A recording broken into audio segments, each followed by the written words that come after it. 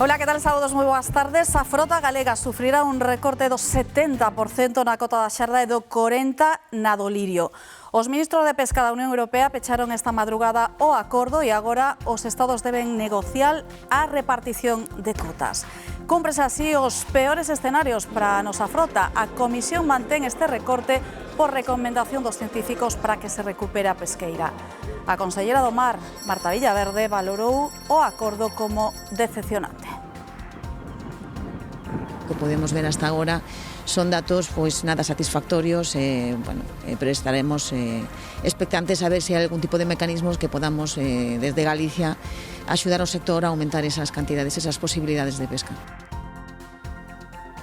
Liberdade con medidas cautelares para ex-militante socialista Leire Díez, o expresidente da SEPI Vicente Fernández e Anchón Alonso, considerado polos investigadores socio do secretario de Organización do Partido Socialista Santos Cerdán na empresa Servinavar, ambos investigados no caso Coldo. Os tres están sendo investigados por presuntos delitos de prevaricación, malversación, tráfico de influencias e organización criminal. A caída de Tome por supostas denuncias de acoso sexual golpea o socialismo galego. A dimisión do político moi próximo a Besteiro pon en xaque a Deputación en Lugo, cogobernada por socialistas e nacionalistas. O Partido Popular pide que os nacionalistas se aparten do goberno e máis responsabilidades no PSOE despois de que Besteiro anunciara que era coñecedor do suposto acoso dende o pasado mes de outubro.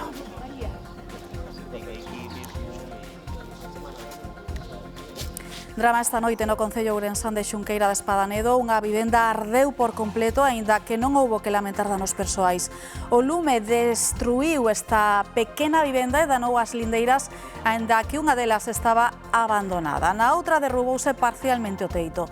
No inmoble destruído vivía unha parella cunha nena de 4 anos. El dolor tenía una perrita, una gata. Y da mucha tristeza, mucha nostalgia de ver que en un segundo, minutos, se derrumba todo. Lugo, como decimos, tengo único laboratorio de probas para alimentos de toda Europa. Cada empresa fai os seus ensaios para sacar un produto ao mercado, pero a aula de produtos lácteos e tecnoloxías alimentarias vai máis aló. Recrean nunha escala menor como se elaboraría ese produto na factoría e comproban se é viable a varios niveis. Son referente en Europa, con todo tamén traballan coa pequena empresa galega. Nós temos equipos, os mesmos equipos que pode ter unha planta industrial, pero en escala máis pequena. Vale? Entón, nós podemos facer probas cos produtos que estamos desenvolvendo para ver como funcionarían nas plantas das empresas.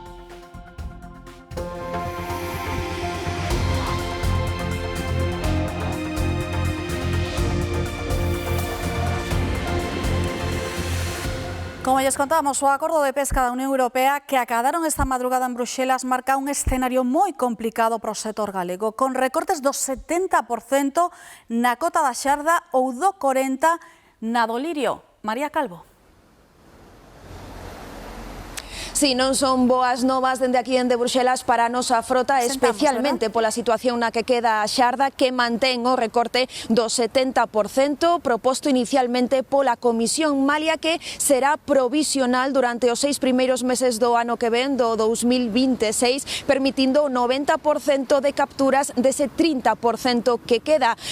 Como dicimos, é unha medida provisional mentres non chega o consenso cos estados costeiros fora da Unión, como son o Reino Unido, Noruega ou Islandia. Dende o sector galego xa avisan de que a campaña da xarda será especialmente complicada. Para a conselleira do Mar, que estivo aquí de preto seguindo estas maratonianas negociacións, o resultado é decepcionante. Marta Villaverde critica que Bruxelas volva a priorizar os informes científicos e non valore o impacto socioeconómico que supón a aplicación destas medidas para a nosa comunidade. Na mentres, con outras especies que tamén preocupaban, como dicías, a do lirio, que mantén ese recorte do 41%, mentres que o abadexo sí que mellora e rebaixa ese recorte inicial ata o 13%. Os ministros de Pesca dos 27 daban por pechado o acordo de madrugada logo de 2 días de intensas negociacións. O representante español Luis Planas destaca o conseguido pros pescadores españois no Mediterráneo. La propuesta de la Comisión se situaba incluso por debajo. En 9 días hemos logrado 143, es decir, 134 días. Ha sido, como decía antes, una negociación francamente difícil. Pola contra do goberno galego, a primeira reacción é de preocupación pola sostibilidade do noso sector pesqueiro. O que nos chegou, o que podemos ver hasta agora, son datos pois nada satisfactorios, pero estaremos expectantes a ver se hai algún tipo de mecanismos que podamos desde Galicia axudar ao sector a aumentar esas cantidades, esas posibilidades de pesca. Unha preocupación que comparten dende o sector, especialmente polos recortes en especies como a xarda ou o lirio. Estamos moi preocupados sobre todo pola situación da xarda e do lirio que seguen sen ter solución.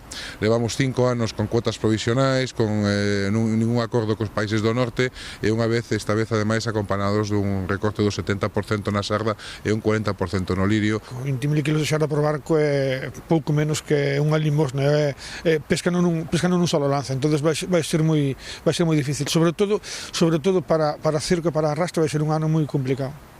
Aínda quedan por pechar acordos cos estados costeiros que non son membros da Unión, o que podería modificar lixeiramente a cota da xarda para 2026. Semana complicada para os socialistas galegos. A dimisión de José Tomé tras as acusacións de acoso sexual dá paso a unha crise na que as voces discordantes dentro do partido xa se están facendo escoitar. Houbo xa unha dimisión a da secretaria de Igualdade. Non está de acordo coa xestión levada a cabo pola Executiva galega neste caso de suposto acoso. Besteiro agora asegura que coñecía o caso dende o mes de outubro, pero que soubo da denuncia o pasado martes. José Tomé saltaba a primeira liña informativa o martes. Varias mulleres acusárono de supostamente acosalas sexualmente. Aseguraron a un programa de 4 que os máximos dirixentes socialistas en Galicia eran coñecedores da situación. A primeira declaración de Besteiro foi negalo, dixo que nada sabía. No me consta ninguna denuncia ni de ninguna compañera del partido de fuera del partido. 3 días despois, e coa axenda cancelada, reaparece ante os medios. Admite que sí coñecía as acusacións dende outubro por unha terceira persoa, pero que non lle constaba que formalizaran as denuncias. 4 reunións falaba, a primeira que tuvo comigo, cando eu me acerquei a esa persoa para que me referira o que considerara oportuno, unha segunda con Lara Méndez e dous encontros que tuvo con Pilar García Porto, que eran as responsables da organización. Se actúe con total contundencia, con total garantía para as vítimas, caiga quen caiga.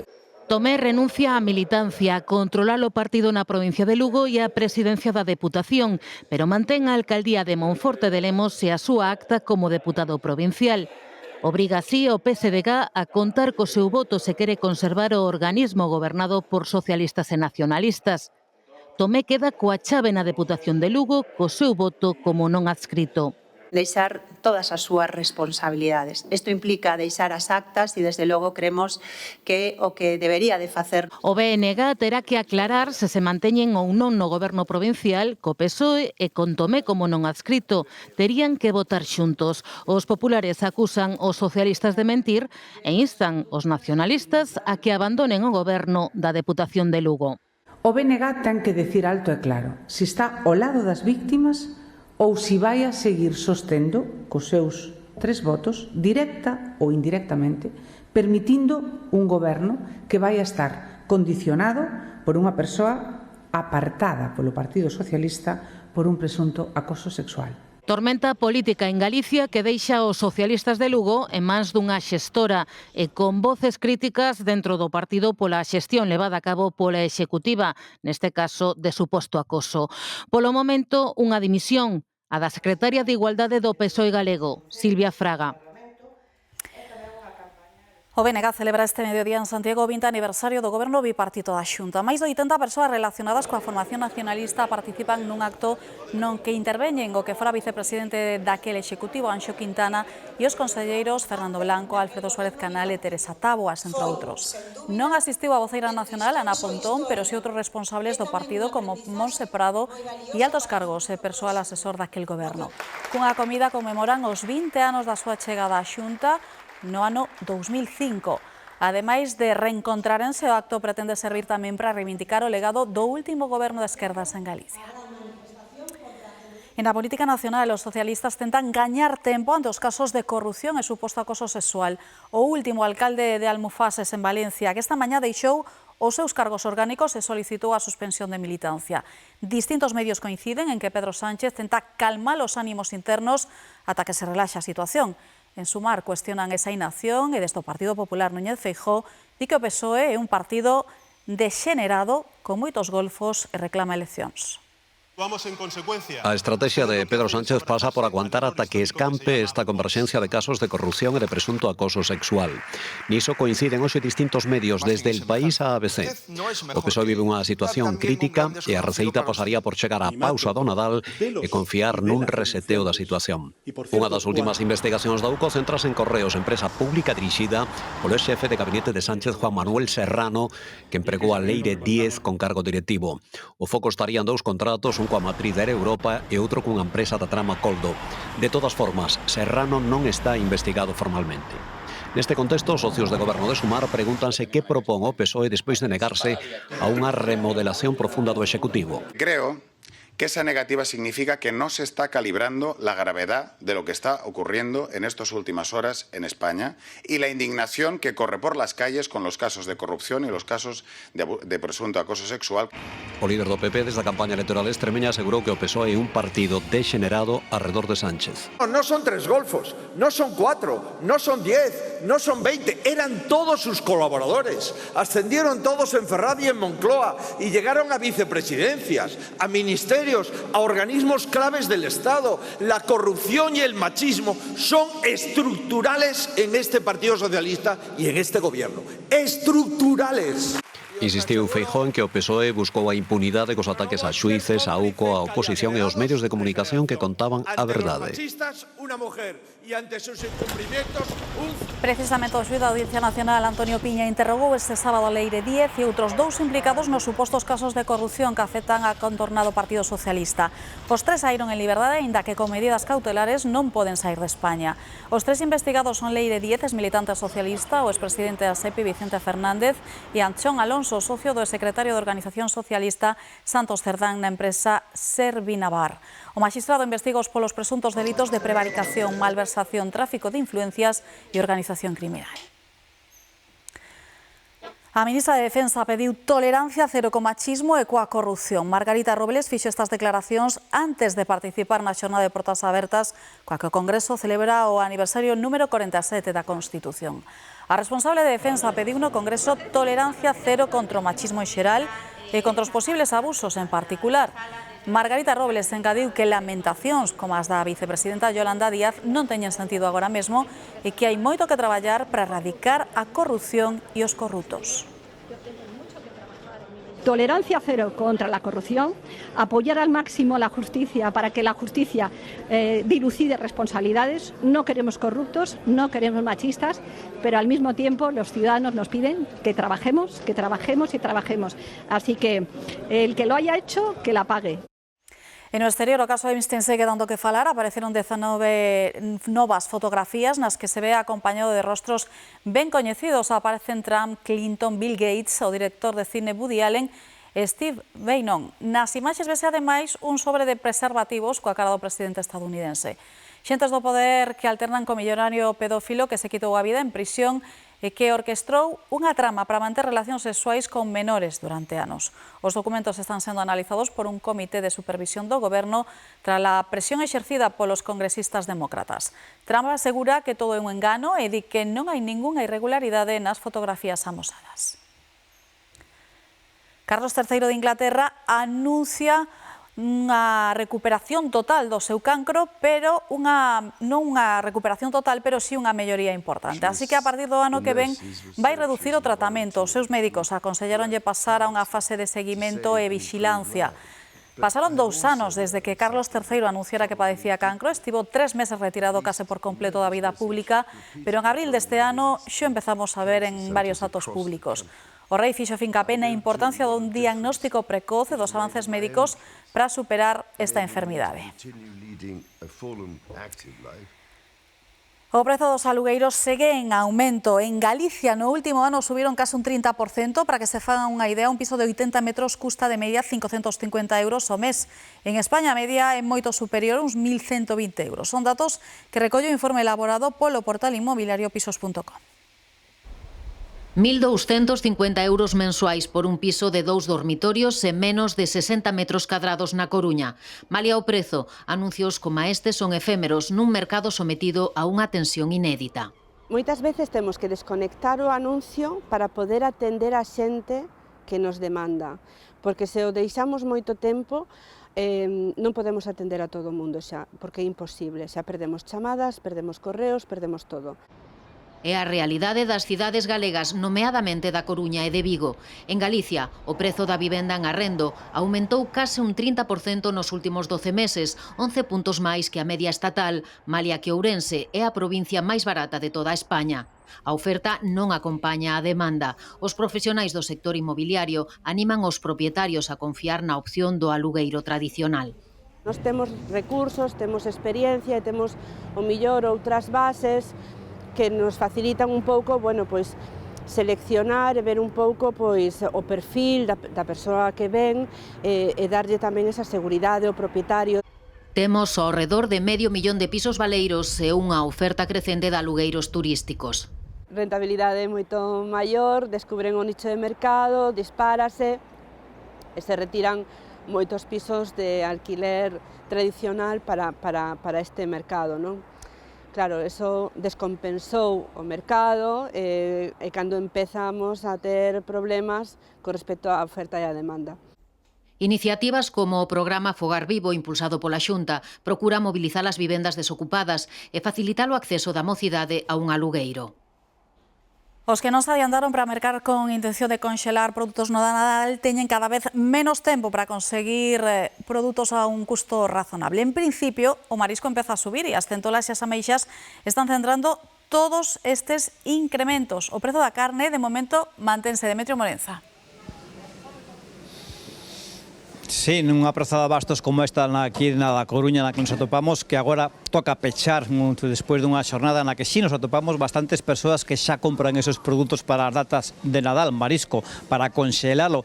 E sí é verdade que hai algúns en concreto, como é o caso das centolas, que sí experimentaron unha subida nestas últimas xornadas. Hai pouco, de moi boa calidade, nos explican dende diferentes postos. A maior parte deles aínda manteñen uns prezos razoables e máis ou menos mantendo a liña das últimas semanas. Eso sí, agardase que xa nos próximos días eses precios vayan subindo, e iso é o que toman en conta moitos consumidores que xa empezan a almacenar para conxelar para eses días de Noiteboa e de Nadal. As celebracións do Nadal petando a porta, os prezos das compras nos mercados, como deste da Praza de Lugo na Coruña, comenzan a súa tendencia alcista. Semana de transición esta aínda, sí. A xente ven máis que nada a mirar prezos, a facer un estudio a ver como vai estar cara as festas. Dependendo da calidade e do tamaño do produto, o Percebe e o Camarón protagonizan os valores premium de todos os anos, con cifras de ata 120 euros o kilo nalgúns postos pro Percebe e con variedade pro Camarón. Nosotros hoy trabajamos con un buen camarón que parte de 80 euros hasta 93, 98, 105. A consabida cigala mantense estable entre 45 e 75 euros o kilo, mais a sorpresa na cotización recaen dos produtos moi demandados, un deles a centola. ¿Subió cuánto subió? 15 euros. Sí. Más o menos. Subió. Los precios es verdad que no subieron tanto como el año pasado, salvo en dos productos, como es la centolla y la almeja. Después el resto se está manteniendo como otros años. A outra suba, a ameixa, que na variedade babosa subiu un 20% e xa está nos 48 euros. O temporal non está axudando tampouco a conter o prezo do peixe, co peixe sapo a 17 euros o kilo, polo que moitos compradores xa veñen preparados para conxelar. Oxo lo congelo, lo pongo con un paño de agua salada, lo meto en el congelador y luego eso, y luego el truco está luego cuando lo vas a cocinar antes. Y lo sacas el día de Nochebuena por la mañana y para la noche ya está perfecto para comer. Son poucos días de congelado, daquela non lle afecta moito e sí que está vendo a xente con esa idea, sí. Os valores refuxio como o bacallau tamén apertan a uns 20 euros e a tenreira para asar sitúase nos 17 euros por kilo. Cada vez queda menos tempo para topar oportunidades e é que a tómbola de prezos do Nadal xa está en marcha. As festas de Nadal son en varios sectores datas en que se multiplica o traballo. Para que se fan unha idea, só no sector do ocio nocturno en España estimase que se poidan xerar cerca de 45.000 empregos e que se multiplican os eventos especiais e as ceas. A facturación destes días rolda o 20% da caixa anual. Hai máis casos que estes días están a tope, como os negocios relacionados coa estética. Os salóns de peiteado, por exemplo, non dan feito. Decembro é un dos meses de máis traballo nos salóns de peiteados. Visitamos dous, un no Milladoiro e outro no centro de Santiago. Atopámolos a pleno rendemento. Teñen a axenda completa nestas datas. Xa non hai nada. Para o mes de diciembre xa todo ocupado. O sea, hai que pedir a cita como 15, 20 días antes. Estamos un poquinho a rebosar porque ao final todo o mundo quere ter as mellores caras, as mellores galas e a mellor presencia para disfrutar das festas. Isto pasa de sempre, pero hubo cambios na demanda. Actualmente non son nin a noite boa nin a noite bella os días en que a clientela busca lucir mellor. Hoxe en día traballo todo o mes porque hai moitos eventos, moitas cenas de amigos, de traballo e demais, entón a xente quere estar ben todo o mes. As cenas de empresa é onde a xente quere lucir máis guapa. Al final, cando vas a cenar a casa tua nai veche sempre guapa, da igual. Neste contexto, pídense menos ca antes peiteados para un día, como os moños. A clientela pide ter o corte bonito, o color bonito, quizáis o corte, o peinado que lle sea máis fácil de facer elas logo na casa. Os dous salóns son unisex, pero falannos basicamente da demanda das mulleres porque, segundo explican, os homes non se rexen tanto polas festas á hora de arranxar o pelo. Cada mes, mes e medio, haxa festas ou non, imos a peluquería igual a cortarnos o pelo, a barba. Un lume calcina completamente unha vivenda no lugar da Touza, en Xunqueira de Espadanedo, na que viveu unha parella cunha nena de 4 anos. No momento do incendio non estaban na casa. As lapas tamén afectaron a 2 inmobles lindeiros. Él salió del trabajo, él vino acá y después vino acá donde mi madre. Y subió cuando mi hermana se quemó la casa, que sintió como un ruido en la puerta. Y claro, ya por el techo ya se veía las llamas. Eran contra as 11 da noite, foi o propio inquilino da vivenda o que alertou os veciños e tamén os servizos de emerxencia. Ya vimos que corría a xente para aí, xa chegaron os bomberos, e bueno, había 4 coches de bomberos aí, pero nada, non se pudo facer nada. A casa é toda de madeira. Bombeiros de Maceda, San Cibrao das Viñas e Pereiro trasladaronse ao lugar, pero non puideron facer nada pola casa na que comezou o lume. Veuse todo abaixo e iso non pudemos aí xa salvala. E o noso traballo foi un pouco confinar ese incendio, non que non se propagase as vivendas máis próximas. Paredes medianeiras e o problema é que pasa o lume por as travesas de madeira. Lume que acabou afectando en menor medida a 2 vivendas lindeiras, unha en ruínas e a outra deshabitada. Tardaron ao redor de 5 horas en controlar o incendio, polo momento descoñécense as causas. No inmoble Cardeu vivían dende hai uns meses de alugueiro unha parella originaria de Colombia cunha cativa, ademais das súas mascotas. El dolor tenía una perrita, una gata, y da mucha tristeza, mucha nostalgia de ver que en un segundo, minutos, se derrumba todo. Documentación, los juguetes de la nena, la ropa mía, todo. Trasladaros a vivir cuns familiares, o Concello xa está en contacto con Cáritas para axudarlles a comezar de novo. Os servizos de emerxencia rescataron con vida un home no mar na contorna da Torre de Hércules, preto da caracola de Punta Herminia. Un particular alertou de que alguén fora arrastrado por unha onda e non podía sair da auga. O 112 mobilizou 2 embarcacións de salvamento e o helicóptero Elimer. Tamén se desplazaron ao lugar a lancha de Cruz Vermella que conseguiu sacar o home da auga. 2 persoas máis resultaron feridas na beiramar polo impacto da onda e precisaron asistencia sanitaria. E aparatoso accidentes en consecuencias persoais en Vigo no que estivo implicado un condutor novato. O vehículo que manexaba foise da estrada e espetouse pouco despois das 8 do serán do venres contra o muro desta vivenda no barrio de Lavadores. Malia a espectacularidade do golpe que esnaquizou e derrubou parte do muro que delimita a zona exterior da casa, non hai que lamentar feridos. O vehículo acabou dentro da leira e con danos materiais. E E a Garda Civil detivo 6 persoas en Málaga por intentar introducir haxís dende Marrocos. Segundo a investigación, a rede utilizaba helicópteros para transportar a droga. As detencións realizáronse tras unha operación conxunta coa Policía Nacional. Os axentes incautáronse de máis de 500 kilogramos de haxís e de varias aeronaves. A investigación comezou cando detectaron voos sospeitosos na costa malagueña. Dende a Garda Civil salientan que esta operación evidencia a sofisticación das organizacións criminais adicadas ao narcotráfico na rexión. Este grupo criminal contaba con helicópteros con capacidad para transportar entre 500 y 900 kilos de mercancía. Transportaban el hachís hasta la provincia de Almería. Una vez que el helicóptero aterrizaba, lo transportaban por carretera hasta naves industriales donde era almacenado durante días para luego ser posteriormente distribuido por carretera hasta otros países de Europa. E a borrasca Emilia está afectando de xeito especialmente duro as Illas Canarias, onde hai decretados 5 avisos por meteoroloxía adversa durante esta fin de semana. Emilia deixou neve en algunhas montañas de Gran Canaria, o que dificulta o tránsito polas estradas que discorren a maior altura.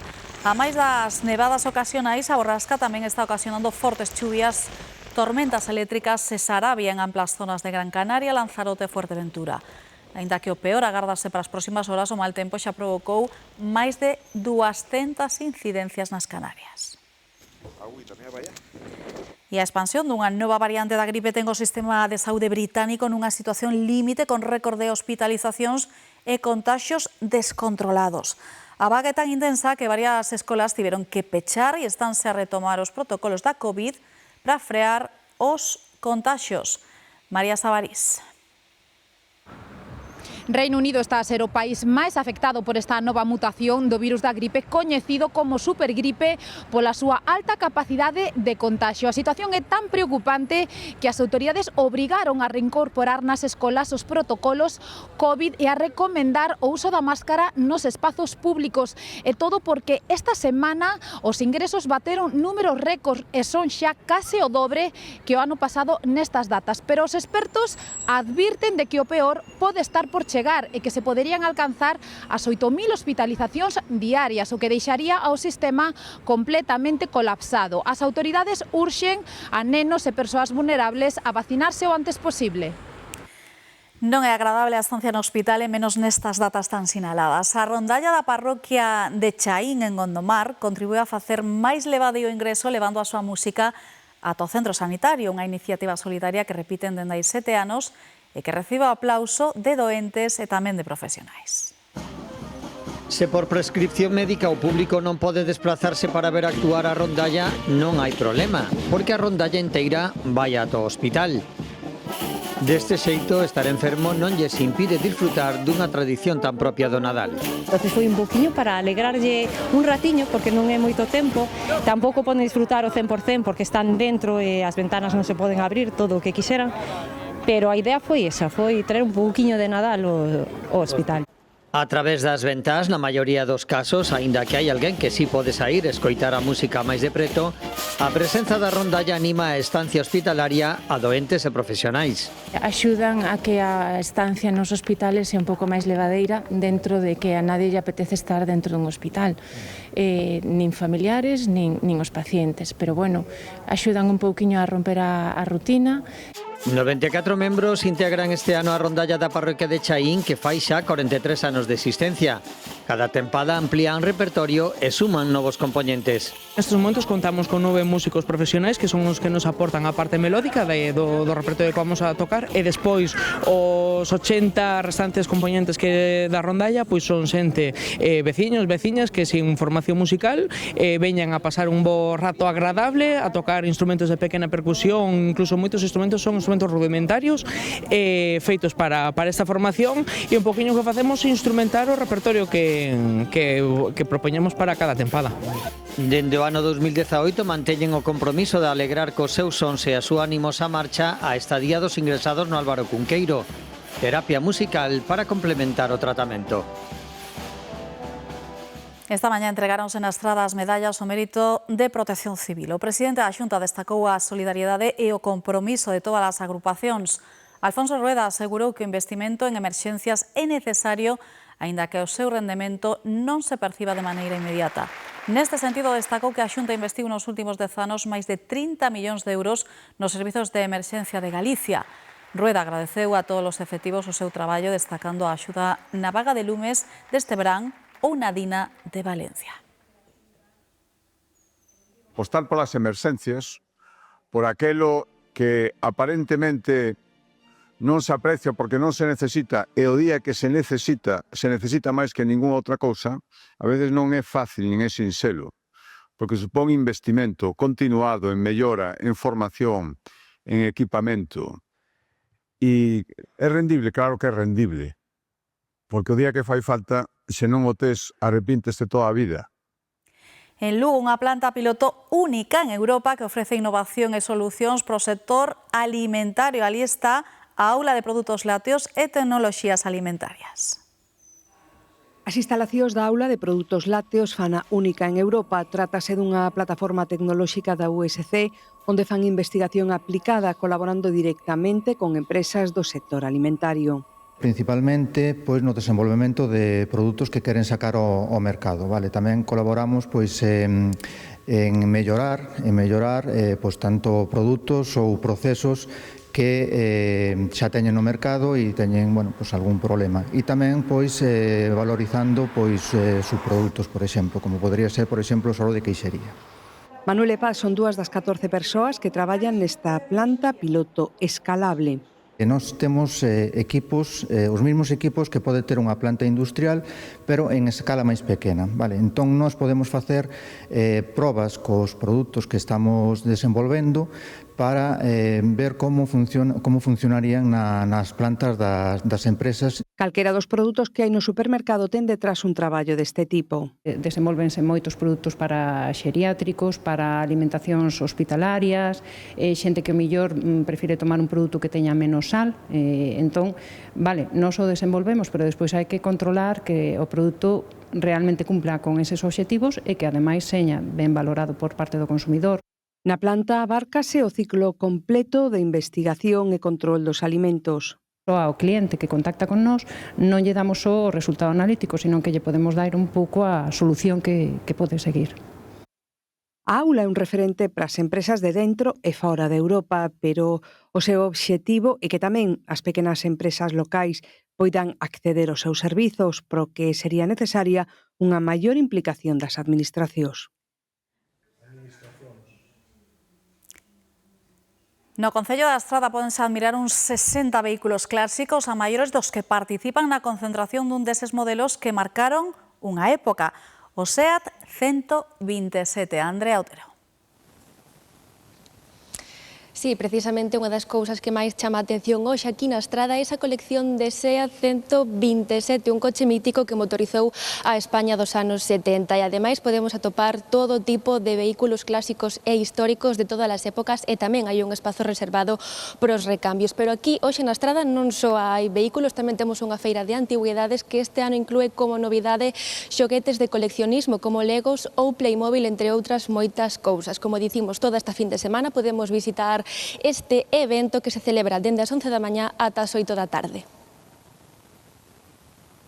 É outra época, teñen unhas prestacións moi diferentes ao de agora, pero disfrutas de outra maneira tamén, por un canto que teñen por a súa época que foron fabricados. Entrar no que é o mundo do vehículo clásico está un poquinho máis difícil porque está todo moi caro, pero ver demasiados modelos de unha marca, pois supoño que lles gustará moito. Tamén é un modelo que se vendeu moitísimo, casi en todas as casas houve un 127, creo. O estado dos coches, a antigüedade dos coches, o que lle gusta o mundo dos ferros, por dicirlo de alguma maneira, disfrutan un pouquiño desto.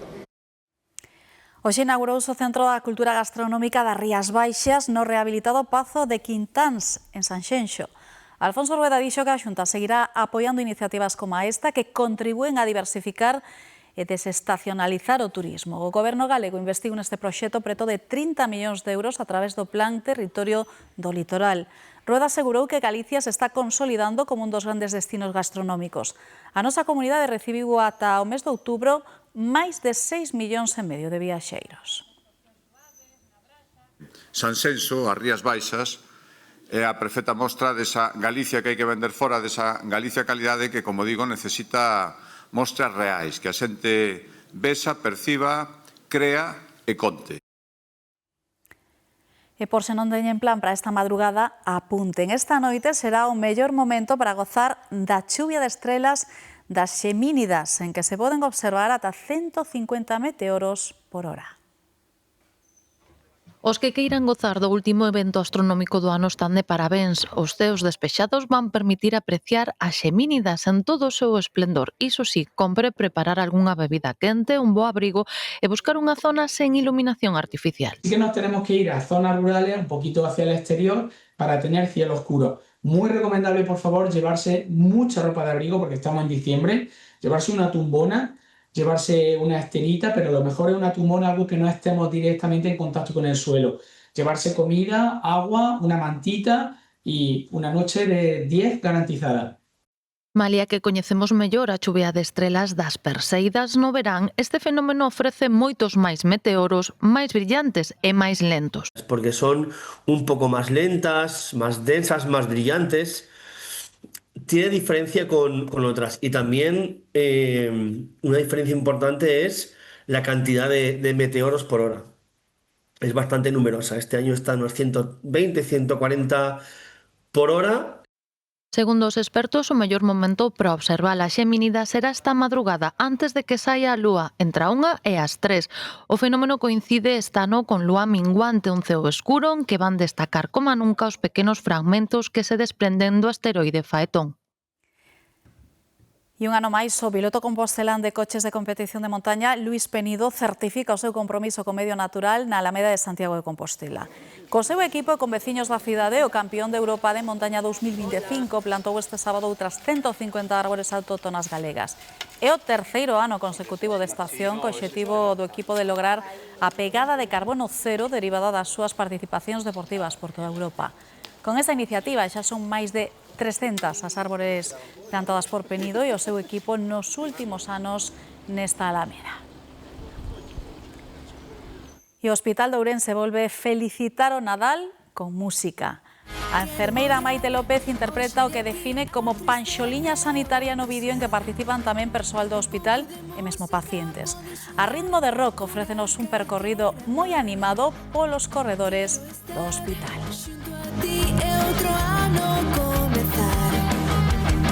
Amigos, recibir noite boa o Nadal.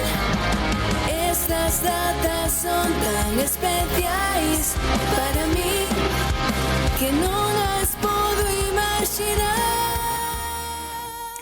Pois coñecemos neste punto en que están a traballar os compañeiros do Hora Galega. María Lamela, contanos.